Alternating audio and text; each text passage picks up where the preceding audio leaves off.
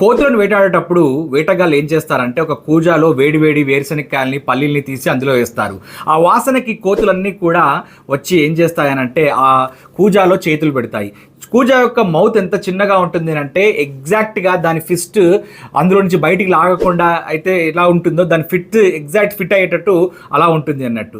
So ఇప్పుడు కోతికి ఒకే option ఉంటుంది, ఆ పల్లీలను విడిచిపెడితే మాత్రమే చెయ్యి బయటకు వస్తుంది. కానీ కోతి ఆశకు హద్దు ఉండదు కాబట్టి పల్లీలను విడిచిపెట్టడానికి ఎట్టి పరిస్థితుల్లో కూడా అది ఒప్పుకోదన్నట్టు.